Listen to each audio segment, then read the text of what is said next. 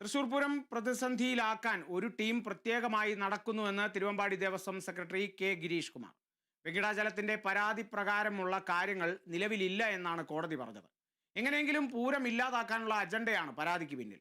സുരേഷ് ഗോപിയുടെ നേതൃത്വത്തിൽ അടുത്ത ദിവസം ഡൽഹിയിൽ ചർച്ച നടക്കും. വെടിക്കെട്ട് അനുമതിയുടെ കാര്യത്തിൽ അനുകൂല ഉത്തരവ് ലഭിക്കുമെന്നാണ് പ്രതീക്ഷയെന്നും കെ ഗിരീഷ് കുമാർ പറഞ്ഞു. പൂരത്തിനെ എങ്ങനെയെല്ലാം നിർത്തലാക്കാൻ ശ്രമിക്കുന്ന കുറച്ച് ആൾക്കാർ അന്ന് മുതലേ ഉണ്ടായിരുന്നു. അന്ന് മുതലേ ഇതിനു വേണ്ടിയിട്ടുള്ള ശ്രമങ്ങൾ നടന്നുകൊണ്ടിരിക്കുകയാണ്. അതിന്റെ ഒരു കണ്ണിയാണ് ഇന്ന് ഈ വെങ്കടാചലം അത് ഏറ്റുപിടിച്ചിരിക്കുന്നത്. ആ കണ്ണി ഇല്ലാണ്ടായിട്ട് ഇപ്പൊ ബഹുമാനപ്പെട്ട കോടതി അത് പറഞ്ഞു. ആ സമയം വരുമ്പോൾ നമുക്ക് ആലോചിക്കാം എന്ന് പറഞ്ഞു. അന്ന് നമുക്ക് ഈ സമയം ക്രമം പാലിക്കണം നമുക്ക് അനുമതി തന്നിട്ടുണ്ട്.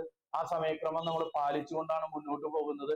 അതിന് ഇവിടുത്തെ പോലീസ് കമ്മീഷനും കളക്ടറും മാറി മാറി വരുന്ന എല്ലാ പോലീസ് കമ്മീഷണേഴ്സും കളക്ടർമാരും ഇതിനൊക്കെ ഒപ്പം നിന്നുകൊണ്ട് പൂരം വളരെ വിപുലമായി ഭംഗിയായി നടത്താൻ അവര് ഇന്നും ധാരാളം മീറ്റിങ്ങുകളെല്ലാം കഴിഞ്ഞു.